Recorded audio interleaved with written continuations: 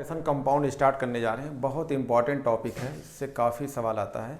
हर साल नीट के पेपर में देखेंगे। इस साल नीट के पेपर में 2021 में भी 2 सवाल थे, 2020 में भी 2 सवाल थे, ठीक है। 18 में 3 सवाल, 18 में 5 सवाल थे। तो बहुत इंपॉर्टेंट है। इससे पहले मैंने आपको चैप्टर पढ़ाया केमिकल बॉन्डिंग्स, उससे 3 सवाल, 2 सवाल या 5 सवाल लेते हैं। एनसीईआरटी की लाइन आती है और देखते हैं। अपने में बहुत इंपॉर्टेंट टॉपिक पढ़ाने जा रहा हूँ। इसका नाम क्यों रखा है कोऑर्डिनेशन कंपाउंड्स? तो देखो, बेसिकली लगता है ना जैसे कोऑर्डिनेशंस, इसका मतलब इसमें कोऑर्डिनेट बॉन्ड होगा। तो इसमें होता क्या है, 2 या 2 से ज़्यादा मॉलिक्यूल होंगे, सिंपल में होंगे, स्टेबल के फॉर्म में होंगे और उनको जो है उनके स्टियोमेट्रिक्स में जोड़ देते हो, तो जो मॉलिक्यूल बन के आता है उसका नाम होता है कोऑर्डिनेशन कंपाउंड या कॉम्बिनेशन या कॉम्प्लेक्स। लेकिन अब जो है इसमें जो है होता क्या है, तो आप कहें कि they are found by additions of, they are found by additions of 2 or more simple, या कहेंगे simple stable, they are found by addition of 2 or more simple stable molecule in stoichiometric coefficient. इसको बोलते हैं stoichiometrics. कह रहे they are found by the addition of 2 or more simple या इसी को stable molecule in stoichiometric proportions.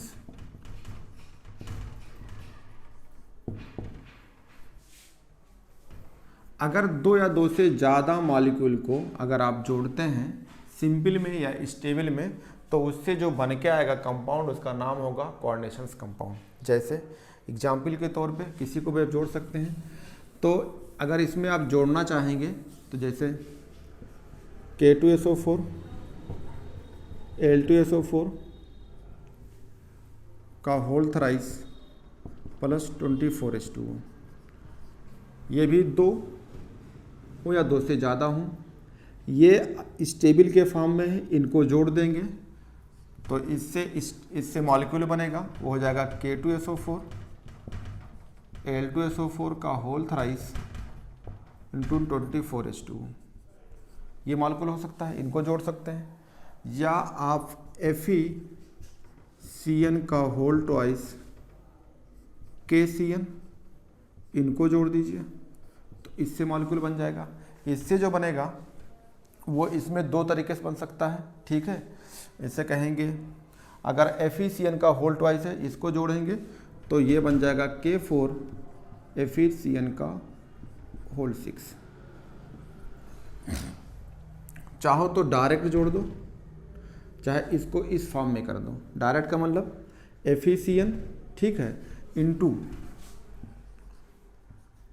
FeCN का whole twice into 4KCN, ऐसे लिख सकते हैं। और इनको इस तरह भी लिख सकते हैं। तो इससे पता चलता है कि अगर 2 या 2 से ज़्यादा अगर स्टेबल मॉलिक्यूल हैं और वो जिस पोजीशन में बने हैं वैसे अगर जोड़ देते हैं तो इसे बोलते हैं कि एक कोऑर्डिनेशंस कंपाउंड में ये मॉलिक्यूल बन के आया है। बेसिकली ये कोऑर्डिनेशंस का मतलब होता है इनके बीच में जो बॉन्ड होगा वो कोऑर्डिनेट बॉन्ड होते हैं। यानी ये जुड़े कैसे होते हैं, कोऑर्डिनेट बॉन्ड से जुड़े होते हैं। तब तो फिर इसको आपको एक्सप्लेन करना पड़ेगा कि कोऑर्डिनेशंस कंपाउंड में अगर हम ये साल्ट पढ़ते हैं, इस तरह के मॉलिक्यूल पढ़ते हैं, तो इनको आपको डिवाइड करनी पड़ेगी। तो कोऑर्डिनेशंस कंपाउंड में 2 चीज़ें होती हैं। क्या होता है, अगर ये आप बात कहें कोऑर्डिनेशंस कंपाउंड में, अगर ये कोऑर्डिनेशंस कंपाउंड है तो कोऑर्डिनेशन कंपाउंड को 2 हिस्से में डिवाइड कर दीजिए। क्यों डिवाइड कर देंगे, अगर ये 2 चीज़ बनते हैं तो एक को बोलेंगे डबल साल्ट और एक को बोलते हैं कॉम्प्लेक्स, ठीक है। तो यानी कोऑर्डिनेशंस कंपाउंड में 2 चीज़ पढ़ते हैं। क्या पढ़ते हैं, डबल सॉल्ट और कॉम्प्लेक्स पढ़ते हैं। तो अब डबल सॉल्ट और कॉम्प्लेक्स में कुछ चीज़ें जान लें कि इन दोनों को हम कोऑर्डिनेट कंपाउंड में रखते हैं, तो कोऑर्डिनेट कंपाउंड में अगर रखते हैं तो इन दोनों में डिफरेंस क्या होगा। बहुत इंपॉर्टेंट टॉपिक पढ़ा रहा हूँ, एकदम बेसिक चीज़ है कि 2 या 2 से ज़्यादा अगर मॉलिक्यूल हैं, सिंपल या स्टेबल के फॉर्म में हैं, उनको अगर आप जोड़ देते हैं तो उससे आपका बन के आता है या तो डबल सॉल्ट बन के आएगा या तो कॉम्प्लेक्स आएगा। तो कोऑर्डिनेशंस कंपाउंड जो आप पढ़ रहे हैं, कोऑर्डिनेशंस कंपाउंड आप पढ़ रहे हैं, और कोऑर्डिनेशन कंपाउंड में फिर हमें 2 चीज़ पढ़नी होगी। क्या पढ़ना होगा? एक पढ़ना होगा आपका डबल सॉल्ट और एक पढ़ना होगा आपको कॉम्प्लेक्स। तो आपको पहचान में लग गया होगा कि डबल सॉल्ट क्या है। तो एनसीईआरटी में जाएंगे तो डबल सॉल्ट के कई सारे एग्जाम्पल हैं, जैसे एक एलम होता है पोटास एलम, K2SO4, Al2SO4 का होल थ्राइस 24H2 ये होता है। एनसीईआरटी में अगर आप जाके इस चीज़ को देखते हैं तो ये चीज़ें आपको मिलेंगी। एनसीईआरटी का पेज नंबर है आपका 239 पे आपके ये साल्ट मिलेंगे। मेरे पास एनसीईआरटी किताब है और इस किताब में आप देखेंगे तो कोऑर्डिनेशन कंपाउंड जो स्टार्ट होता है यहाँ पे, इस चीज़ को हम ऐसे लिख सकते हैं। कैसे लिख सकते हैं? देखिए यहाँ पे 2 पोटेशियम है, 2 एल्युमिनियम है और सल्फेट कितने आपके पास 4 हैं। तो इसे 2 से डिवाइड कर देंगे तो क्या बन के आएगा? बनेगा K, ये बनेगा Al और बनेगा सल्फेट। और सल्फेट कितने होंगे आपके? SO4, आपके पास SO4 4 हैं तो यहाँ बनेंगे 2 और वाटर हो जाएगा 12। तो पोटास एलम को आप ऐसे लिख सकते हैं। तो एनसीईआरटी एग्जाम्पल है, अगर इस चीज़ को ऐसे लिख सकते हैं। या एक होता है, इसे बोलते हैं पोटास एलम, एक होता है मोहर साल्ट्स, ये भी डबल बॉन्ड उसमें आता है इसमें डबल सॉल्ट में। तो जैसे मोहर साल्ट का फार्मूला होता है फेरस अमोनियम सल्फेट 6H2 कहलाती है। तो आप लिख सकते हैं इसको क्या कहेंगे? फेरस सल्फेट्स, ठीक है, अमोनियम सल्फेट और क्या होता है? 6H2O होता है, इसे बोलते हैं मोहर साल्ट्स। एक होता है कार्नेलाइट्स, एनसीईआरटी में देखेंगे तो इसको बोलते हैं कार्नेलाइट। फार्मूला क्या होता है कार्नेलाइट का? KCl MgCl2 6H2O, इसको बोलते हैं कार्नेलाइट्स, नेलाइट, ये फार्मूले हैं। अगर कॉम्प्लेक्स में आप देखते हैं तो कॉम्प्लेक्स में सिंपल तरीके से आप कहेंगे तो कहेंगे ये कॉम्प्लेक्स है, K4FeCN का होल 6, ये कॉम्प्लेक्स है।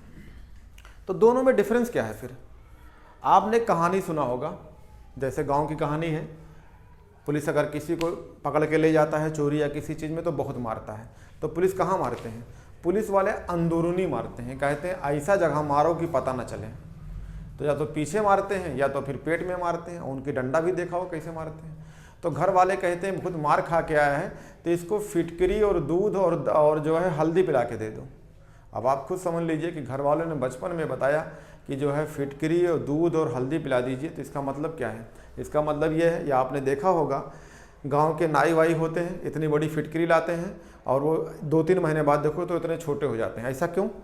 क्योंकि वो जो भी उनके पास सेविंग कराने आता है सबके आपके दाढ़ी में सेविंग में वही रगड़ते रहते हैं और वो जाके बहुत छोटा हो जाता है। क्यों? क्योंकि ये बात पता हो गया कि डबल साल्ट जो है वाटर सॉल्युबल होते हैं।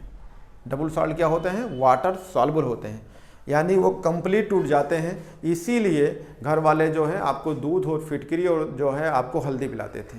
यानी डबल साल्ट किसी को लेंगे ये पूरा टूट जाता है। लेकिन अगर आप देखेंगे, मान लो हम आपको बताते हैं कि अगर हम एलम की बात करते हैं, ये है एलम फिटकरी की बात करें, पोटास एलम, तो पोटेशियम सल्फेट है इनटू का होल थ्राइस है 24H2 है। इसको आपने पानी में डाल दिया। जब अगर आप इसे वाटर में डालते हैं, ठीक है, अगर आप इक्वस में डालेंगे तो ये पूरा घुल जाएगा। तो इससे क्या बनेगा? बनेगा K4, इससे बनेगा सल्फेट आयन, ये पोटेशियम कितने हैं? 2, और इससे बनेगा आपका एल्युमिनियम, यानी आपका बनेगा +3, ये बन जाएगा 2, ये बन जाएगा आपका सल्फेट, ये हो जाएगा 3, और ये वाटर के मॉलिक्यूल होंगे। ठीक है, ये वाटर के आपके मॉलिक्यूल होंगे। तो इससे ये पता हो गया कि ये पूरा अपने आयन में टूट जाते हैं। लेकिन अगर आप इनको तोड़ते हैं, इनको अगर आप पानी में डालते हैं, इक्वस में डालते हैं, तो ये पूरा नहीं टूटेंगे, यानी ये के पॉजिटिव होगा और ये जो है FeCN का होल 6 ये बना रहेगा। यानी इस पे -4 आएंगे। तो इससे क्लियर हो गया कि आप पोटास एलम को लीजिए या मोहर साल्ट को लीजिए या कार्नेलाइट को लीजिए, ये अपने आयन में टूट जाएंगे। लेकिन अगर आप कॉम्प्लेक्स की बात करते हैं तो कॉम्प्लेक्स ये अपने आयन में कंप्लीट नहीं टूटते हैं। इसका मतलब जो ये कोऑर्डिनेशन स्फीयर है आपका, ये कोऑर्डिनेशन इंटाइटीज़ है, इस कोऑर्डिनेशन इंटाइटीज़ के अंदर जो है इसके जो Fe है या Cn है ये बाहर आयन नहीं देंगे। अगर आपसे कहा जाए कि क्या Fe+2 है और ये Cn- है, क्या ये आयंस के फॉर्म में देंगे, तो ये आयंस के फॉर्म में नहीं आते हैं, यानी ये कोऑर्डिनेशन स्फीयर के अंदर रहेंगे। तो दोनों में डिफरेंस क्या हो गया? अगर टेस्ट किया जाए तो कहेंगे आप जो है डबल साल्ट को टेस्ट करेंगे और ये टेस्ट में इसको परीक्षण में इसको पता कर सकते हैं कि कौन कैटायन कौन एनायन है। लेकिन अगर आप इनमें करना चाहेंगे तो या तो कोऑर्डिनेशन स्फीयर के बाहर होगा कैटायन या कोऑर्डिनेशन स्फीयर के बाहर एनायन होता है, इन्हीं को जो है आप केवल पता कर सकते हैं। तो ये बात एनसीईआरटी में लिखी थी और ये बात आपको पता हो गया कि कोऑर्डिनेशन कंपाउंड में जो है हम डबल साल्ट या कॉम्प्लेक्स पढ़ते हैं। ठीक है, ये डबल साल्ट या कॉम्प्लेक्स कैसे बनते हैं? 2 या 2 से ज़्यादा सिंपल स्टेबल मॉलिक्यूल रहेंगे, इनको जोड़ेंगे तो इनसे बनेगा डबल साल्ट बन सकता है और कॉम्प्लेक्स बन सकता है। तो ये दोनों चीज़ें आप कोऑर्डिनेशन कंपाउंड में पढ़ेंगे और कोऑर्डिनेशन कंपाउंड जो है अगर ये बनता है तो ये लिगेंड कहलाता है, ये सेंट्रल मेटल होता है और बेसिकली ये कहाँ के होते हैं? तो ये ट्रांजिशंस मेटल होते हैं, यानी जो आपको डी ऑर्बिटल या डी ब्लॉक कहलाते हैं। डी ब्लॉक वाले को ट्रांजिशन मेटल कहते हैं। तो कॉम्प्लेक्स में इस्तेमाल होने वाले जो होंगे वो ट्रांजिशन मेटल होते हैं। ट्रांजिशन मेटल की बहुत सारी खासियत है। क्या खासियत है? आपने पढ़ा होगा कि आप जानते हैं कि ये वेरिएबल ऑक्सीडेशन स्टेट शो करते हैं, ये कलर शो करते हैं, ये पैरामैग्नेटिक कैरेक्टर शो करेंगे या ये बोहर मैग्नेटिक फील्ड शो करते हैं। ये सब चीज़ें आपको इसमें मिलेगी, लेकिन ये चीज़ें अभी आपको मिलेगी धीरे से करके, छोटी छोटी बातें बताता हूँ फिर चलता हूँ। तो ये आपको पता हो गया कि कोऑर्डिनेशन कंपाउंड में जो है हमको क्या क्या पढ़ना होगा। तो ये सब चीज़ें जो हैं क्लियर हो गया। तो हम डबल साल्ट को यहाँ पे इसका डिटेल नहीं बताएंगे, इसके कोऑर्डिनेशन कंपाउंड में जो हम डिटेल पढ़ेंगे वो पढ़ेंगे कॉम्प्लेक्स। तो आते हैं कॉम्प्लेक्स के बारे में। तो कॉम्प्लेक्स को कैसे हम रिप्रेजेंट करते हैं, तो ये क्या होता है? तो कहेंगे कॉम्प्लेक्स आर जनरली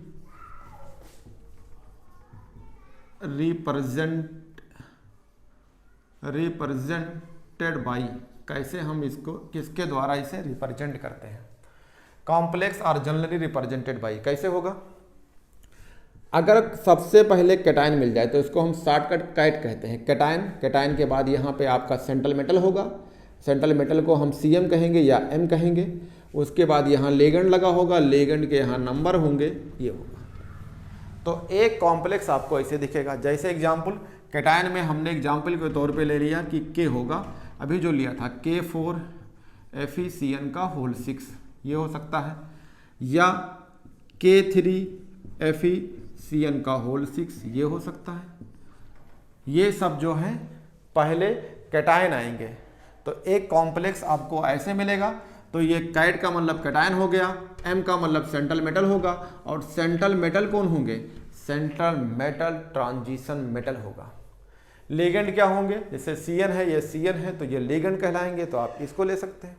दूसरा कॉम्प्लेक्स, अगर आपका एक कोऑर्डिनेशन स्फीयर है, यहाँ सेंट्रल मेटल है, यहाँ लिगेंड होगा और लिगेंड के यहाँ नंबर होंगे, और हो सकता है इसके बाद जो होगा एनायन होता है। ये रहा। ऐसे बहुत सारे आपको कॉम्प्लेक्स मिलेंगे जो ऐसा हो सकता है। जैसे अगर मान लो CO है, आपका NH3 है का होल 6 है और ये Cl3 है, तो क्या होगा? ये CO का मतलब क्या है? ट्रांजिशन मेटल है। ये आपका लिगेंड है, तो लिगेंड यहाँ अमोनिया है, और ये नंबर है, यानी N का मतलब कितने नंबर है? तो यहाँ 6 है। एनायन यहाँ कुछ भी हो सकते हैं, एनायन यहाँ 2 होंगे, 3 होंगे, ये डिपेंड करता है कॉम्प्लेक्स कैसे बनाए जाते हैं। तो जब कॉम्प्लेक्स जब बनाया जाएगा तो हम आपको बनाना सिखाएंगे। अभी हम आपको बता रहे हैं कि कैसे पहचानेंगे कॉम्प्लेक्स है। तो कॉम्प्लेक्स में पहचानने का सबसे अच्छा तरीका क्या है कि कोऑर्डिनेशन स्फीयर लगा रहता है।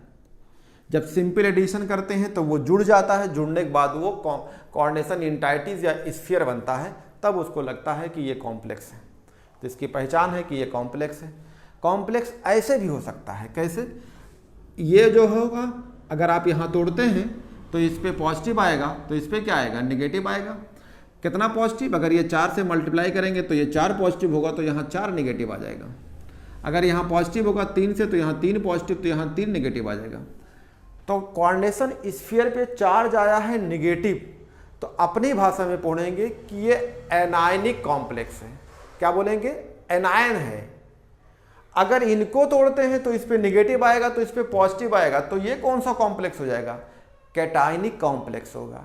तो एनायनिक कॉम्प्लेक्स होता है, कैटायनिक कॉम्प्लेक्स होता है, और एक न्यूट्रल कॉम्प्लेक्स होता है जिसमें आपको ऐसे लिखा होगा, ये सेंट्रल मेटल होगा, कोऑर्डिनेशन स्फीयर होगा, सेंट्रल मेटल होगा, ये लिगेंड से क्या लगे होंगे? एन, और इसके बाहर ना एनायन होगा ना इधर कैटायन होगा। तो ऐसे कॉम्प्लेक्स को न्यूट्रल कॉम्प्लेक्स कहते हैं, यानी इस पे कोई चार्ज नहीं होता है। जिस कॉम्प्लेक्स पे कोई चार्ज नहीं होता है ऐसे कॉम्प्लेक्स को हम न्यूट्रल कॉम्प्लेक्स कहते हैं। बहुत सारे कॉम्प्लेक्स होंगे, बहुत सारे कॉम्प्लेक्स होंगे। वो कॉम्प्लेक्स आप देख सकते हैं, जैसे मान लो CO है आपका, ये अमोनिया है, अमोनिया कितना है? 3 है। Cl कितना है? 3 है। लेकिन यहाँ पे कोई ना तो इधर कैटायन है ना इधर एनायन है, तो ऐसे को आप क्या बोलेंगे? न्यूट्रल कॉम्प्लेक्स है। ये आपकी पहचान है। इसका एग्जाम्पल ये है, इसका एग्जाम्पल आपका ये है। आपने देखा सेंट्रल मेटल है तो यहाँ कोबाल्ट है, यहाँ पे लिगेंड L है तो यहाँ लिगेंड अमोनिया है, यहाँ नंबर N है तो यहाँ 6 है, यहाँ एनायन का मतलब ये हो गया Cl3 है। ये कोऑर्डिनेशन स्फीयर है, सेंट्रल मेटल है, लिगेंड है, उसके बाद आपका नंबर है, ये आपका सेंट्रल मेटल है। लिगेंड आपके ये अलग अलग हो सकते हैं, ये लिगेंड आपके डिफरेंट भी हो सकते हैं, लिगेंड एक हो सकते हैं, सेम हो सकते हैं। एक का मतलब नहीं है, सेम हो सकते हैं। तो लिगेंड एक जैसा होगा या लिगेंड अलग अलग होंगे तो इनका नाम हो जाएगा। ये आपके कॉम्प्लेक्स होंगे और इन्हीं कॉम्प्लेक्स को आपको पढ़ना है। अब इसमें एक बात आपको बता देते हैं, एनसीईआरटी में वर्ड है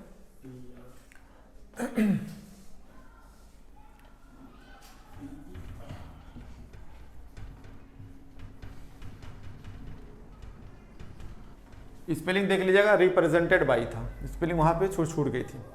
तो जो है अब इसमें भी एक नाम होता है, एक नाम होता है कि कॉम्प्लेक्स कैसे पहचानेंगे कि होमोलिप्टिक है या हेट्रोलिप्टिक्स है। ये नाम आपके एनसीईआरटी में है। एनसीईआरटी अगर आप देखेंगे तो मैं आपको पेज बताता रहता हूँ, एनसीईआरटी की बात आपको बता रहता हूँ कि कब कॉम्प्लेक्स को नाम कहेंगे, ये कौन कौन से कॉम्प्लेक्स हैं। तो ये कॉम्प्लेक्स में एक होता है होमोलिप्टिक्स और एक होता है हेट्रोलिप्टिक्स। होमोलिप्टिक का मतलब हो जब लिगेंड एक जैसा लगा होता है तो ऐसे को हम बोलते हैं होमोलिप्टिक कॉम्प्लेक्स। होमोलिप्टिक, इसका होमोलिप्टिक कैसे पहचानेंगे कि ये कॉम्प्लेक्स होमोलिप्टिक है? जब आपका ये एक जैसा लिगेंड लगा है, ठीक है, ये कैसा कॉम्प्लेक्स है, इसमें लिगेंड कैसे लगे हैं? दो अलग अलग लगे हैं, तो ऐसे कॉम्प्लेक्स को हम हेट्रोलिप्टिक कहते हैं। हेट्रोलिप्टिक कॉम्प्लेक्स होता है, ठीक है। जब लिगेंड, अगर कोई भी कैटायन कॉम्प्लेक्स, ये भी कैटायन कैसा है? होमोलिप्टिक है, होमोलिप्टिक कॉम्प्लेक्स है। लेकिन अगर कोई कोऑर्डिनेशन स्फीयर के इधर अगर कैटायन हो या इधर एनायन हो तो इसे काउंटर आयन भी कहते हैं। क्या नाम हो जाएगा? Counter ion. तो काउंटर आयन कब कहेंगे? जब कोऑर्डिनेशन स्फीयर के इधर अगर कैटायन हो तो कहेंगे ये कैटायन 3 है, तो काउंटर आयन कितना हो जाएगा? 3। अगर ये कोऑर्डिनेशन स्फीयर के इधर एनायन 3 है तो कहेंगे काउंटर आयन कितना हो जाएगा? तो कहेंगे 3 हो जाएगा। तो ये बेसिक चीज़ था। ऐसे बहुत सारे कॉम्प्लेक्स मिलेंगे और आपको मैं इसमें आपको बताऊंगा, इसका ट्रिक बताऊंगा, पूरी चीज़ बताऊंगा, इसका डिटेल बताऊंगा। तो आप एक एक करके चलते रहिए। तो ये आपके कॉम्प्लेक्स होंगे जो कॉम्प्लेक्स को कैसे रिप्रेजेंट करते हैं, ये रहा, ठीक है। अगर आप एनसीईआरटी में आते हैं, एनसीईआरटी का पहला पेज पढ़ते हैं, यानी इसकी समरी बनी है, एनसीईआरटी में समरी है, तो आप ये समरी देखेंगे तो इसका बहुत यूज है अपने लाइफ में। एनसीईआरटी में कोऑर्डिनेशंस कंपाउंड और दूसरा पॉलीमर, इसका बहुत यूज है। आप समझते हैं कि जो भी चीज़ें हैं, जैसे आपने कहा कि हम जैकेट पहने हैं तो हो सकता है जैकेट आपने बोला कि रेक्सीन्स है, या आपका कह दिया कि नेचुरल आपका रबर नहीं है, तो कौन सा रबर होगा, आर्टिफिशियल, तो पॉलीमर है। आपके बहुत सारे कॉम्प्लेक्स हैं। अगर आप एनसीईआरटी का पेज खोलिए तो इस पेज में कई बार क्वेश्चन आया था, वो मैं आपकी समरी जो है, ये जो जहाँ कोऑर्डिनेशंस कंपाउंड लिखा है उसके नीचे लिखा हुआ है समरी। जैसे कह रहा है कि इसमें मैं समरी आपको पढ़ देता हूँ। कह रहा है in previous unit we learn that the transition metal form a large number of complex compound. अभी मैंने बोला कि ट्रांजिशन मेटल जो होते हैं वही कॉम्प्लेक्स बनाते हैं। कह रहा है in which the metal atom are bonded to a number of ions or neutral molecule. अभी मैंने आपको बनाया कि जो सेंट्रल मेटल होता है उसके पड़ोसी में जो लिगेंड लगे होते हैं वो लिगेंड और सेंट्रल मेटल बंधे होते हैं, ये बात बताया। फिर कह रहा है कि in modern terminology such compound are called, बोलते हैं कोऑर्डिनेशन कंपाउंड, तो इसी को हम मॉडर्न टर्मिनोलॉजी में कोऑर्डिनेशन कंपाउंड कहते हैं।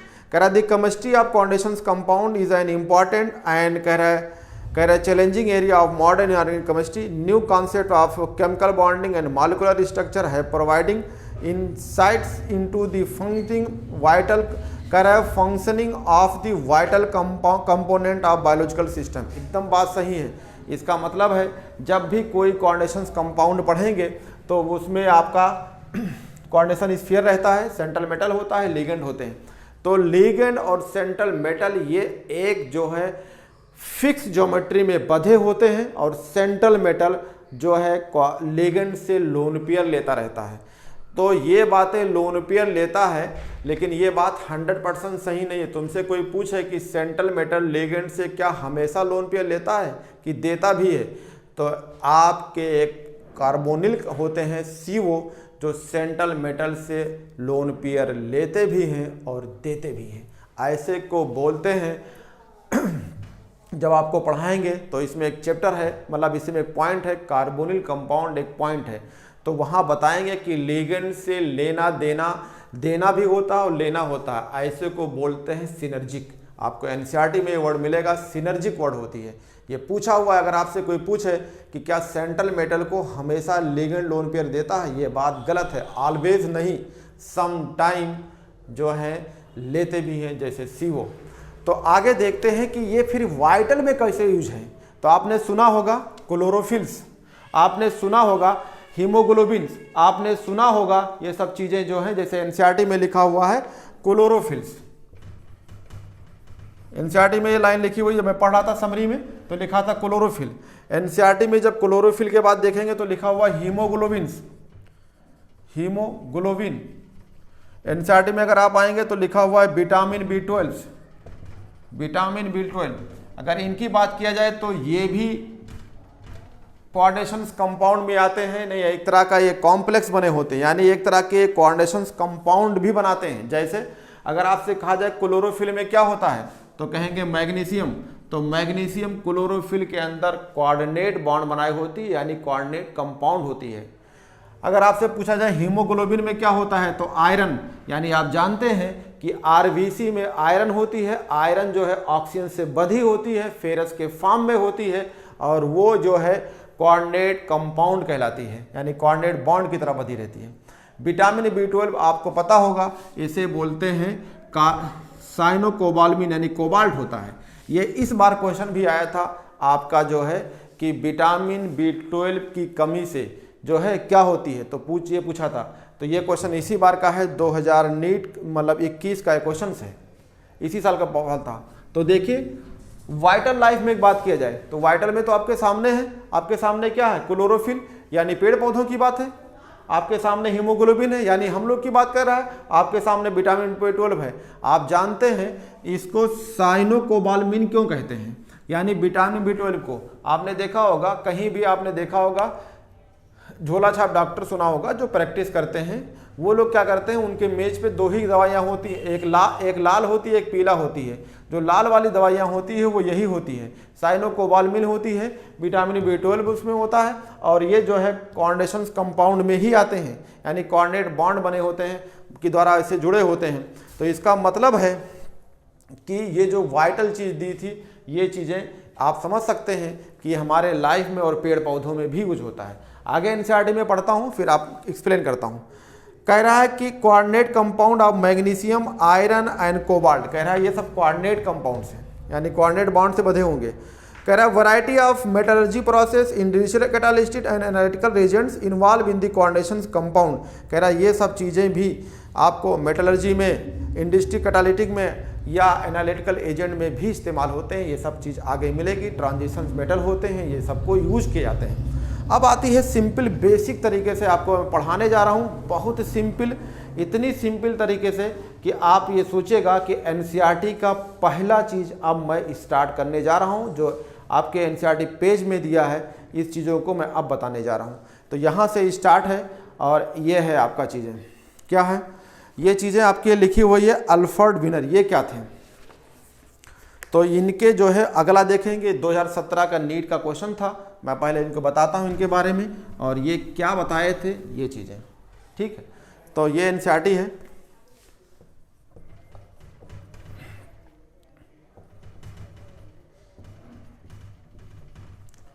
ये जो है अल्फ्रेड जो है वर्नर है, WERNER जो है, और इनकी एनसीईआरटी में लिखा हुआ 1866119 में इन्होंने बताई थी कि कोई भी कॉम्प्लेक्स होता है तो उस कॉम्प्लेक्स में 2 टाइप की वैलेंसीज होती हैं, बताया था। इन्होंने बताया था, कहा इन ए कॉम्प्लेक्स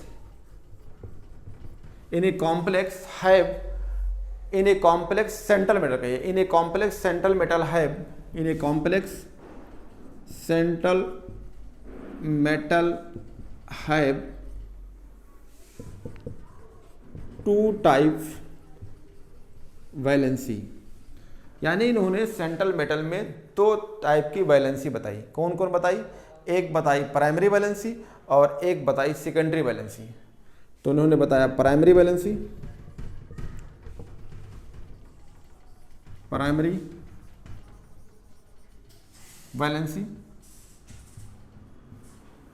और एक दूसरा बताई सेकेंडरी वैलेंसी। प्राइमरी वैलेंसी और सेकेंडरी वैलेंसी इन्होंने बताई। अब ये प्राइमरी और सेकेंडरी वैलेंसी क्या होते हैं बताता हूँ। कोई भी कॉम्प्लेक्स लिखिए, कोई कॉम्प्लेक्स है, उसका जो सेंट्रल मेटल है उस सेंट्रल मेटल में वैलेंसी होती है और उसको कहा कि 2 वैलेंसी होती है। जैसे मान लीजिए आपके एग्जाम्पल है K4FeCN6 ये है, तो सेंट्रल मेटल ये है। तो इनकी प्राइमरी वैलेंसी क्या होगी, प्राइमरी वैलेंसी का मतलब होता है कि ये जो है इनका जो एक्चुअल ऑक्सीडेशन नंबर होता है। जैसे इनका ऑक्सीडेशन नंबर कितना है तो x मान के निकालिए, तो +1 × 4 ये हो जाएगा x, -1 × 6 = 0, तो ये होगा +4, ये हो जाएगा x - 6 = 0, तो इधर लेके आएंगे तो कितना हो जाएगा +2। तो यानी ऑक्सीडेशन नंबर जो है इनका कितना है +2। तो इसी को आप बोलेंगे कि ये प्राइमरी वैलेंसी है। क्या बोलेंगे, प्राइमरी वैलेंसी। और इस लिगेंड को, जो ये लिगेंड होते हैं सेंट्रल मेटल से लगे होते हैं, उसी को कोऑर्डिनेशन नंबर कहते हैं और उन्हीं को बोलते हैं सेकेंडरी वैलेंसी। तो कोऑर्डिनेशन नंबर कितना है इसका, या लिगेंड कितने हैं, तो कहेंगे 6 लिगेंड है, तो इसी को हम बोलेंगे कोऑर्डिनेशन नंबर।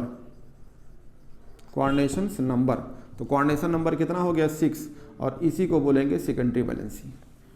तो एक जो सेंट्रल मेटल होता है उनमें 2 तरह की वैलेंसी होती है, एक प्राइमरी वैलेंसी होती है और एक जो है सेकेंडरी वैलेंसी होती है। तो और एक एक करके पढ़ते हैं कि प्राइमरी वैलेंसी होगी तो ये किससे सेटिस्फाई होते हैं। तो आपका हेडिंग है प्राइमरी वैलेंसी।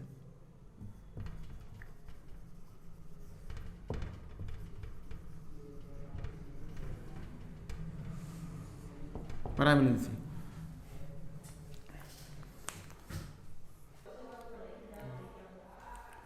तो जो है आपकी ये जो है प्राइमरी वैलेंसी हो गई और दूसरी है आपकी सेकेंडरी वैलेंसी। तो ये आपका पॉइंट हो गया प्राइमरी वैलेंसी और ये आपका होगा सेकेंडरी, ठीक है, सेकेंडरी वैलेंसी।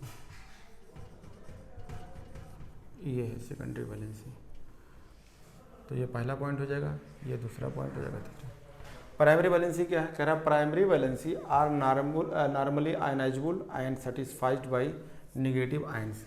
जो ये 1 बना के डॉट बना है इसका मतलब प्राइमरी वैलेंसी है। तो देखो मान लो कोई एग्जांपल है आपका, ये K4FeCN6 ये है। तो ये सेंट्रल मेटल का ऑक्सीडेशन नंबर कितना आया था +2, तो ये +2 क्या हो जाएगा प्राइमरी वैलेंसी। तो ये प्राइमरी वैलेंसी क्या होगा, कह रहा है आयनाइजेबल होती है। कैसे, जब हम किसी प्राइमरी वैलेंसी और ionizable and satisfied by negative ions, जब इसको हम तोड़ते हैं, ये तोड़ते हैं तो ये टूट जाएगा, टूटेगा तो क्या बनेगा, इससे आयन बनेगा। तो ये अगर ये टूट जाएगा तो इससे अलग हो जाएगा, कितना अलग आएगा -4 अलग हो जाएगा यहाँ से, तो 4 अलग हो जाएगा।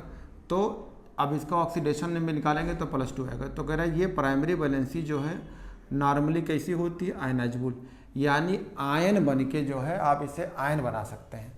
तो पूरी कॉम्प्लेक्स को तो हम आयन तो नहीं बना पाएंगे, लेकिन इसका मतलब है कि आयन कब बनेगी, जब हम उसका ऑक्सीडेशन नंबर निकालते हैं, x मान के निकालते हैं, तब वो आयन में बन के आती है। तो इसका मतलब क्या हो गया, प्राइमरी वैलेंसी नॉर्मली आयनाइजेबल। इसका मतलब कि जब हम इसको x मान के निकालेंगे तो इसका मतलब ये आयन के फॉर्म में आएगा। And are satisfied by negative ions, इसका मतलब ये जो इसके लगे होंगे, अगर जो है आप इसके जो चार्ज यहाँ लगे होते हैं, लिगेंड लगे होते हैं, इसका मतलब ये नहीं है कि ये नेगेटिव वाला है तो लिगेंड यहाँ तो न्यूट्रल भी होते हैं, लिगेंड यहाँ नेगेटिव भी होते हैं। कह रहा है ये सेटिस्फाइड किससे होती है, किससे होती है, नेगेटिव आयन से, यानी जो नेगेटिव आयन होगा उससे सेटिस्फाई होगी। इसका मतलब है कि जो अगर मान लो ये कॉम्प्लेक्स लेते हैं तो इस कोऑर्डिनेशन स्फीयर पे क्या आएगा, नेगेटिव चार्ज आएगा, और नेगेटिव चार्ज आएगा तो इसीलिए कहा गया है कि नेगेटिव आयन से सेटिस्फाई होती है। सेकेंडरी वैलेंसी क्या है, सेकेंडरी वैलेंसी का मतलब होता है ये कोऑर्डिनेशन नंबर। तो ये कोऑर्डिनेशन नंबर कितने हैं, 6। तो इसी लिगेंड जितने होते हैं इसी कोऑर्डिनेशन नंबर कहते हैं, इसी को सेकेंडरी वैलेंसी कहते हैं। तो क्या लिखा है, secondary valency are non ionizable, they are satisfied by neutral molecule से या नेगेटिव आयन से। इसका मतलब क्या है, जो लिगेंड को बोल रहा है, जो लिगेंड होता है उसी लिगेंड को बोलता है। तो लिगेंड क्या होगा, नॉन आयनाइजेबल, यानी लिगेंड नहीं टूटेगा। लिगेंड का आप आयन नहीं बनाते हैं, यहाँ तो x मान के बना लेते हैं लेकिन उसका आयन नहीं बनेगा। तो कह रहे हैं नॉन आयनाइजेबल, इसका आयन नहीं बनेगा। और ये क्या होते हैं, आपको पढ़ाएंगे कि लिगेंड न्यूट्रल होते हैं या लिगेंड जो है नेगेटिव वाले होते हैं। तो लिखा हुआ है न्यूट्रल मॉलिक्यूल्स, जैसे अभी बताया था अमोनिया, तो अमोनिया न्यूट्रल होता है, CN क्या है, नेगेटिव है। तो लिगेंड न्यूट्रल होते हैं या नेगेटिव होते हैं। कह रहा है secondary valency is equal to coordination number and fixed. सही बात है, जो आपका कोऑर्डिनेशन यानी लिगेंड होता है उसी कोऑर्डिनेशन नंबर होते हैं और ये फिक्स होता है, कभी बदलता नहीं है।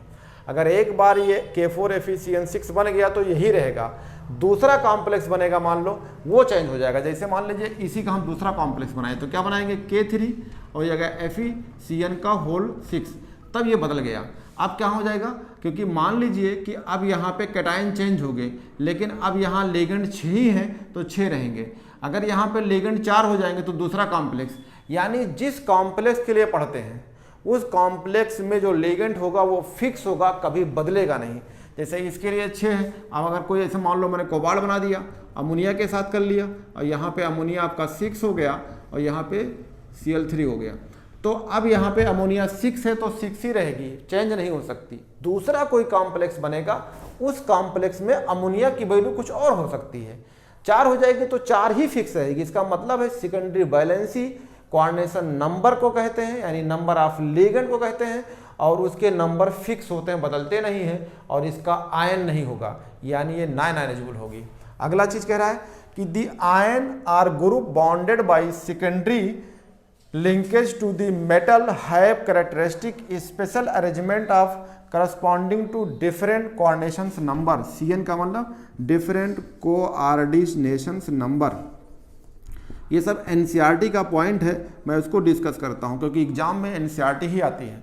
तो इसका मतलब क्या हुआ, अगर ये कोई ग्रुप होगा, मान लो अमोनिया है, जैसे ये अमोनिया है तो ग्रुप कह दिया।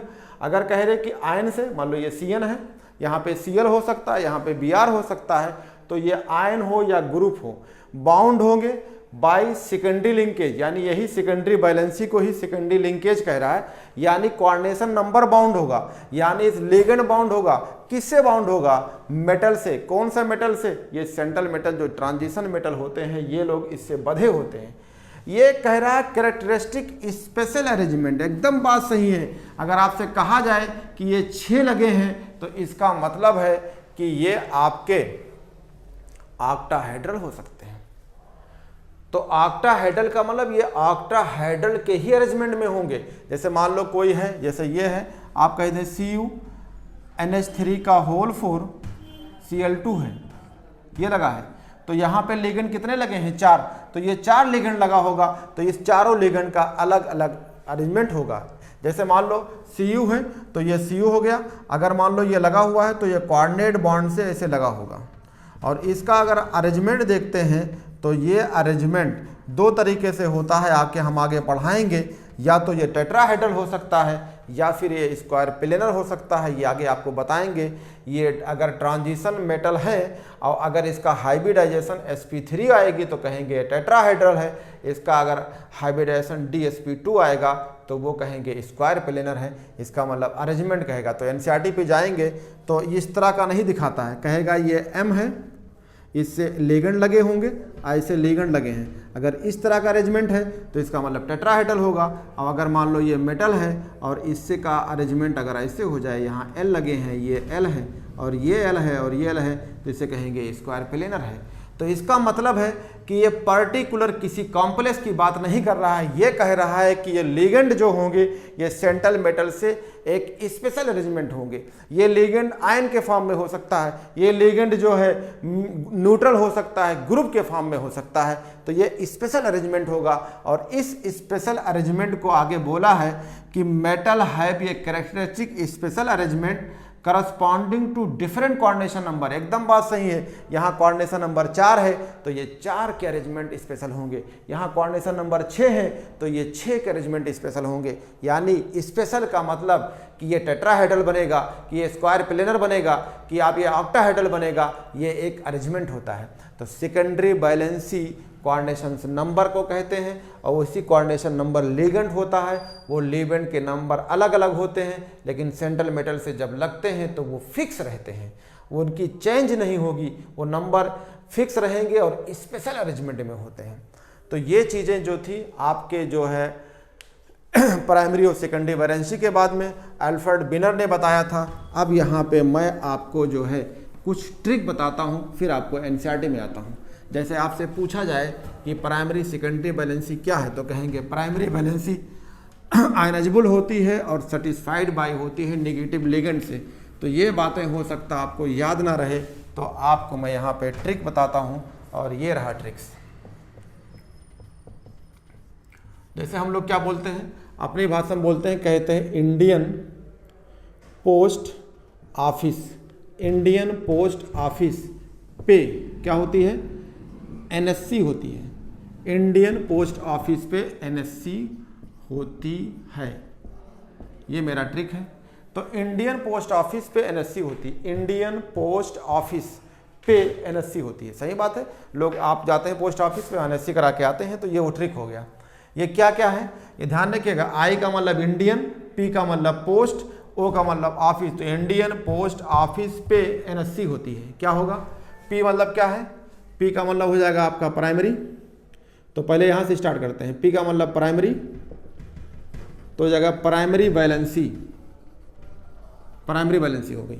I का मतलब क्या है? आयनाइजेबल। तो I का मतलब आयोनाइजेबल, यानी आयन बनाती है। और कह रहा O का मतलब क्या होता है? जो आप सेंट्रल मेटल का ऑक्सीडेशन नंबर होता है। तो करें oxidation number of central metal. सही बात है। अभी जो आपको मैंने पढ़ाया कि प्राइमरी वैलेंसी आयनाइजेबल होती है और सेंट्रल मेटल पे जो ऑक्सीडेशन नंबर आता है उसी को बोलते हैं, और सेटिस्फाइड बाई होती है नेगेटिव आयन से। तो ट्रिक में आ गया। तो ये इंडियन पोस्ट ऑफिस हो गई, ठीक है।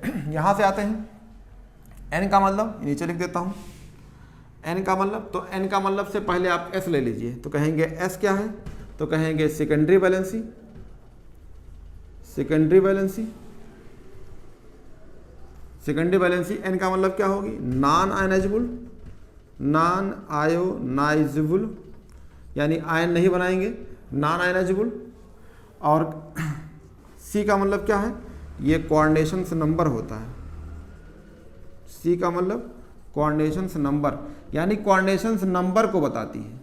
तो ये आपके कहानी हो गई प्राइमरी वैलेंसी के लिए और ये हो गई सेकेंडरी वैलेंसी। बात तो अभी मैं पढ़ा के बता के आया हूँ आपको, क्या बताया हूँ कि सेंट्रल कोई कॉम्प्लेक्स होता है, उस कॉम्प्लेक्स में सेंट्रल मेटल होता है, सेंट्रल मेटल की प्राइमरी वैलेंसी होती है जो हम एक्स मान के निकालते हैं, ऑक्सीडेशन नंबर निकल के आता है और उसका आयन बनता है और सेटिस्फाई होती है नेगेटिव आयन से। एनसीईआरटी मैंने लाइन पढ़ाया था, ट्रिक दे दी आपको। तो इंडियन पोस्ट ऑफिस पे एनएससी होती है, इसका मतलब आपको पहले पी लिखना है कि प्राइमरी वैलेंसी है, आई का मतलब आयनाइजेबल होती है, ओ का मतलब ऑक्सीडेशन नंबर होता है सेंट्रल मेटल का। अभी मैंने आपको दिखाया सेकेंडरी वैलेंसी, आप सेंट्रल मेटल के बाद जो लिगेंड लगे होते हैं उन्हीं को बोलते हैं, यानी कोऑर्डिनेशन नंबर बोलते हैं। ये इसका आयन नहीं बनता है और ये आयन नहीं बनता है तो कहेंगे कि सेकेंडरी वैलेंसी नॉन आयनाइजेबल होती है और कोऑर्डिनेशन नंबर बताती है। इसके आगे और मैंने बताया कि ये कोऑर्डिनेशन नंबर जो होते हैं फिक्स होते हैं, सेंट्रल मेटल से जुड़े होते हैं, एक स्पेशल अरेंजमेंट से जुड़े होते हैं।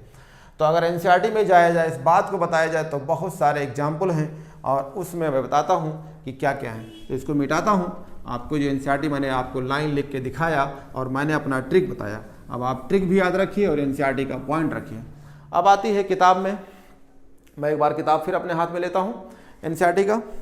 कह रहा है in modern formula such special arrangement are called कहते हैं कोऑर्डिनेशन पॉलीहेड्रा। जब इसके अरेंजमेंट कराते हैं सेंट्रल मेटल से लिगेंड को तो इसे बोलते हैं, कहते हैं कोऑर्डिनेशन पॉलीहेड्रा। कह रहा the species having the square bracket are coordination entities are complexes and the ion outside of bracket are called counter ion. मैंने अभी बताया कि कोऑर्डिनेशन स्फीयर के अंदर होते हैं तो सेंट्रल मेटल होते हैं, लिगेंड होते हैं, उसके बाहर या कैटायन होगा या एनायन होगा तो उसे काउंटर आयन कहते हैं। ठीक है, तो कह रहा है कि further postulate that octahedral tetrahedral square planar geometry shape of are more common in coordination compound are the transition metal. कह रहे हैं ये जो ज्योमेट्री बन के आएगी इनका सबका अलग अलग नाम होगा, जिसका नाम होगा octahedral tetrahedral square planar geometry. ये मैं आपको अच्छी तरीके से बहुत डिटेल जब पढ़ाएंगे ज्योमेट्रिकल आइसोमेरिज्म तब बताएंगे कि ये ज्योमेट्री क्या होगी। यहाँ सिर्फ आप नाम जानिए। इनके एग्जाम्पल दिए हैं, कह रहे हैं CONH3 का होल 6 + 3 ये सब दिए हुए हैं, तो इनसे कोई दिक्कत नहीं है। अब आगे मैं आपकी बातें बताता हूँ। एनसीईआरटी में सवाल आया था, उस क्वेश्चंस को मैं कराता हूँ। तो आगे देखते हैं कि ये चीज़ें क्या थी। एनसीईआरटी में जो है यही सवाल आया था, जो ये सवाल दिया था यही सेम सवाल 2017 में आया था। मैं आपको बताता हूँ। ऐसे आपको मिलेगा साल्ट, इस साल्ट का कॉम्प्लेक्स बनाना है। तो कॉम्प्लेक्स कैसे बनाएंगे, तो आप समझ सकते हैं कि इनमें किसी में जो है कैटायन नहीं है, तो आप क्या स्टार्ट करेंगे, कोऑर्डिनेशन स्फीयर। इसमें क्या लेंगे, आप लेंगे कोबाल्ट। फिर क्या है, लिगेंड क्या है, अमोनिया भी, ये भी है। ये एक रूल होता है कि अगर जो है आपके पास दो तरह के लिगेंड हो, एक न्यूट्रल हो और एक निगेटिव वाला हो, तो हम न्यूट्रल को पूरा लेते हैं। बहुत इंपॉर्टेंट पॉइंट है, कहीं ढूंढेंगे नहीं मिलेगा। देखो इसमें अमोनिया कितना है 6 और Cl कितने हैं 3, लेकिन हमारे पास ये न्यूट्रल है तो न्यूट्रल वाले को हम पूरा का पूरा ले लेंगे। तो कितना हो जाएगा आपका, ये हो जाएगा 6। तो अब आप समझ सकते हैं कि अगर ये 6 है तो हमारे कोर्स में ये होता है कि लिगेंड 4 होंगे या 6 होंगे, इससे ज़्यादा हमारे कोर्स में नहीं है। तो आप क्या करेंगे, जो आपका ये Cl होगा इसको बाहर कर देंगे। सेम तरीके से इसको बनाएंगे कॉम्प्लेक्स। तो क्या करेंगे, ये कोबाल्ट है ये ले लिया, पूरा न्यूट्रल लेंगे तो अमोनिया कितना है 5, तो आप 5 अमोनिया पूरा ले लेंगे। और उसके बाद जो आपका यहाँ पे 6 पूरा करना है, तो अगर आपको 6 पूरा करना है तो एक Cl को आप अंदर ले लीजिए, तो 2 Cl को बाहर कर दीजिए। अगर आप इसमें लेंगे तो आपका कोबाल्ट है, अमोनिया है, कितने अमोनिया हैं आपके 4, तो कितने आपके Cl होंगे, 2 Cl लेना पड़ेगा, तो 1 Cl बाहर हो जाएगा। यानी ये रूल है, क्या रूल है, जब भी आप कॉम्प्लेक्स पढ़िए तो कॉम्प्लेक्स में एक तरीका होता है कि आपके पास जितने लिगेंड हैं तो कैसे पहचानें कि ये 6 बनाए या 4 बनाए। तो ये मेरा अगले लेक्चर में ट्रिक रहेगा कि अगर कोबाल्ट है तो कोबाल्ट का अगर ऑक्सीडेशन नंबर 3 है तो उसका जस्ट डबल कर देंगे तो उतने नंबर का लिगेंड हो जाएगा। तो अगर आप चेक किया जाए तो इसकी वैलेंसी यहाँ +3 है तो ये 6 लिगेंड लगेगा, यानी मैक्सिमम से मैक्सिमम लिगेंड लगा सकते हैं। तो ये बन गया आपका। अब आपसे पूछा जाए कि इनमें बताइए प्राइमरी और सेकेंडरी वैलेंसी क्या है, यानी इसकी प्राइमरी वैलेंसी क्या है, इसकी सेकेंडरी वैलेंसी क्या है, तो मैंने डॉट कर दिया ये। तो आप x मान के निकालिए, तो x मान के निकालेंगे तो हो गया x, ये हो गया 0 × 6, ये हो गया -1 × 3 = ये 0, बराबर 0। तो जब ये ख़त्म हो गया तो इधर लाएंगे तो +3 हो जाएगी, यानी इसकी आपकी प्राइमरी बैलेंसी +3 होगी। तो अगर आप सब में निकालेंगे x मान के तो सबकी प्राइमरी बैलेंसी 3 ही आएगी। तो ये रूल हो गया। जैसे मान लो ये मानेंगे x, ये 0 × 5, ये हो गया x, ये 0 × 5, ये हो गया -1, ये हो जाएगा -2 बराबर 0। तो इधर लाएंगे तो +3 आएगी। तो इसका मतलब है कि इनकी प्राइमरी बैलेंसी जो होगी कितनी हो जाएगी, तो ये आपकी प्राइमरी बैलेंसी जो होगी वो 3 हो जाएगी। तो यहाँ पे इसमें भी निकालेंगे x मान के, ये हो गया x, ये हो गया 0 × 4, ये हो गया -1 × 2, ये हो जाएगा -1 बराबर 0। तो x बराबर यहाँ भी आपका 3 हो जाएगा। तो यानी सबकी प्राइमरी बैलेंसी कितना आ गई, 3। तो ये आपको क्लियर हो गया। अगर आप देखते हैं लिगेंड, तो कितने लिगेंड हैं, 6। तो जो लिगेंड होते हैं वही सेकेंडरी। तो कितना सेकेंडरी बैलेंसी, 6। यहाँ पे लिगेंड कितने हैं, 5 + 1 यानी 6। यहाँ पे लिगेंड कितना होगा, 4 + 2 6। तो सेकेंडरी बैलेंसी हो गई 2। अब सवाल है, सवाल क्या है, ये आगे जो सवाल मैं बनाया हूँ इस पर सवाल था कि अगर इन कॉम्प्लेक्सेस को एनसीईआरटी के जब शुरू में पढ़ेंगे तो ये लाइन लिखा था कि अगर इन्हीं कॉम्प्लेक्सेस को अगर प्रिसिपिटेट बनाना है तो इसमें AgNO3 अगर हम डाल देते हैं तो क्या होगा। तो इन कॉम्प्लेक्स में AgNO3 अगर हम मिलाते हैं तो देखो ये कॉम्प्लेक्स है आपका CONH3 का होल 6 और ये हो गया 3, और इसमें अगर आप AgNO3 मिलाते हैं, ये क्वेश्चन में था, AgO3 किस में था, एक्सिस में था। तो AgNO3 अगर आप मिलाएंगे तो ये टूट जाएगा। क्या टूटेगा, अपने आयन में टूटेगा। तो ये पॉजिटिव या नेगेटिव। तो AgCl ये एक्सिस में है, यानी बहुत सारे इसमें Ag होंगे, बहुत सारे नाइट्रेट होंगे। तो ये Ag तो अंदर घुसेगा नहीं, क्या करेगा, इस Cl को पकड़ लेगा। तो कितना Ag ले लें, यहाँ पे बहुत सारे एक्सिस का मतलब ये कई सारे मोल होंगे। तो यहाँ से 3 Ag ले लो और 3 Cl को ले लो, तो क्या बन जाएगा, AgCl का कितना मोल, 3। तो आप कहेंगे 3 मोल AgCl बनेगा, यानी कितना AgCl बनेगा, तो यहाँ 3 बनेगा। दूसरा कॉम्प्लेक्स लेता हूँ और दूसरे कॉम्प्लेक्स में क्या है आपकी, ये CO है और अमोनिया है, कितने हैं, 5 है, और ये Cl है और बाहर 2 Cl2 है। अगर आप AgNO3 को एक्सिस में मिलाते हैं उसी में, तो ये क्या होगा, अपने आयन में टूट जाएगा, पॉजिटिव। ये एक्सिस में है तो यहाँ से 2 Ag और 2 Cl ले लोगे तो क्या बन जाएगा, 2 AgCl बन जाएगा। तो यहाँ पे 2 AgCl का मोल बन जाएगा। अगर आप जो है इस कॉम्प्लेक्स को लेते हो, अगर इस कॉम्प्लेक्स को CO है, NH3 है का होल 4 है, Cl2 है, और इसमें जो है एक Cl बाहर है, और आप AgNO3 एक्सिस में लेते हैं, तब भी यहाँ से कितना Ag लेना पड़ेगा, एक Ag और एक Cl। तो AgCl 1 बन जाएगा। तो यहाँ पे 1 AgCl बन जाएगा।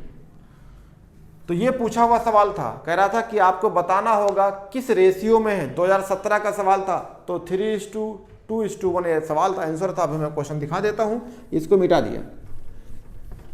अब सवाल है कितने आयन्स बनेंगे, तो कितने आयन बनेंगे, तोड़ो। तो जब तोड़ेंगे तो 3 Cl बनेगा और एक पूरा पूरा कोऑर्डिनेशन स्फीयर बनेगा। तो इसमें कितने आयन होंगे, 1 ही और 3 ही है, तो कितना हो जाएगा, 4। ये कितना होगा, 2 Cl और एक कोऑर्डिनेशन स्फीयर, तो कितना होगा आयन इसमें, 3। इसमें कितने होंगे, 1 Cl और ये पूरा, तो इसमें कितने आयन होंगे, 2। कभी कभी एक मान लो, मैंने इसमें अपने से जोड़ देता हूं कि 1 मोल COCl3 है और 3 अमोनिया है। अगर इसे बनाया जाए तो क्या कहेंगे, इसमें ये हो जाएगा CO अमोनिया का पूरा पूरा लेंगे, 3 अमोनिया और 3 Cl लेंगे, यहाँ कोई Cl नहीं है। अगर मान लीजिए ये मैंने अपने से जोड़ दिया, और अगर यहाँ पे आपसे पूछा जाए कि प्राइमरी सेकेंडरी बैलेंसी क्या है, तो यहाँ पे प्राइमरी बैलेंसी 3 होगी, सेकेंडरी बैलेंसी 6 होगी। लेकिन कितने AgCl, यहाँ कोऑर्डिनेशन स्फीयर के बाहर कोई Cl नहीं है, तो AgCl नहीं बनेगा, 0 AgCl नहीं बनेगा, यानी कहेंगे बनेगा ही नहीं। जब Cl है ही नहीं तो AgCl नहीं बनेगा। कहेंगे कितने आयन बनेंगे, तो ये पूरा पूरा एक कोऑर्डिनेशन स्फीयर है, तो ये पूरा कोऑर्डिनेशन स्फीयर रहे, चाहे स्फीयर कहो चाहे उसको आयन कहो, तो वो एक ही रहेगा, ना वो टूटेगा ना कुछ होगा। तो ये था क्वेश्चंस आपके। अब क्वेश्चंस किस फॉर्म में आया था मैं उसको आपको दिखा देता हूँ, स्टूडेंट कभी इसमें कन्फ्यूजन ना है। जैसे मान लो आपने देखा कि इसका जो है प्राइमरी बैलेंसी 3 आया, कोऑर्डिनेशन नंबर 6 है, तो सेकेंडरी बैलेंसी 6। ये AgCl एक भी Cl बाहर नहीं तो नहीं बनेगा। जब ये एक न्यूट्रल लिगेंड है तो इस न्यूट्रल लिगेंड को जब इसका नंबर ऑफ आयंस कहा जाए तो कोई आयन नहीं बनेगा। जैसे ये ऐसे ऐसे रहेगा तो ऑप्शन के हिसाब देखिएगा कि ये पूरा एक दिखा रहा है या आयंस। आयंस लिखा होगा तब तो कहेंगे नहीं है, जीरो है, कोई आयन बनवा नहीं किया है। और अगर कहता है कि कितने हैं तो कहेंगे एक है। तो डिपेंड करता है कि जीरो कहोगे या एक कहोगे, या ऑप्शन पे देख लीजिएगा। क्योंकि ये अगर है तो इसका आयन बने नहीं है, न्यूट्रल है तो आयन बनेगा नहीं, तो कहेंगे कि ऑप्शन में कभी कभी जीरो दिया रहता है। अभी कहता है कि ये कितने हैं तो कोऑर्डिनेशन स्फीयर में एक है तो ये एक रहेगा। तो अगर आयंस कितने हैं तब तो आंसर हो जाएगा जीरो, और कहेंगे नंबर कितने हैं तो कहेंगे एक। वो आपसे क्वेश्चन के हिसाब से है कि आप एक कहेंगे या जीरो कहेंगे, इसमें कन्फ्यूजन नहीं होना चाहिए। नंबर कितना है तो वंस और आयन कितना है तो जीरो। ये क्वेश्चन आया था नीट 2017 का सवाल है, ये सामने जो मैंने पढ़ा है वही क्वेश्चन से कह रहा है the correct order of the stoichiometric of the AgCl form from when AgNO3 is excess is treated with, देखो ऑफ द कॉम्प्लेक्स क्या दिया है COCl6 अमोनिया, देखो COCl6 अमोनिया, फिर क्या दिया है COCl3 5 अमोनिया, तो ये 5 अमोनिया क्या दिया है COCl3 4 अमोनिया है, 4 अमोनिया। तो अगर जब इनकी AgNO3 रिएक्शन कराएंगे तो कितने AgCl बनेंगे, 3 AgCl 2 AgCl और 1 AgCl बने, तो 3 AgCl 2 AgCl और 1 AgCl। ये आपका सवाल है, ये नीट 2017 का है। तो बच्चों आपको नेक्स्ट लेक्चर में इसके आगे मिलेगा कि ये जो कॉम्प्लेक्स हैं इन कॉम्प्लेक्सेस के बारे में, इनके लिगेंड क्या होते हैं, लिगेंड का क्लासिफिकेशन, सेंट्रल मेटल का फिर अलग से क्लासिफिकेशंस पूरा पढ़ाएंगे। फिर आपको इसके आगे इसकी नॉमेनक्लेचर बताएंगे, फिर आगे नॉमेनक्लेचर के आगे जाएंगे तो इसमें हाइब्रिडेशंस आएंगे, कई सारी चीज़ें हैं। तो आपको अगला लेक्चर नेक्स्ट वीडियो मिलेगा।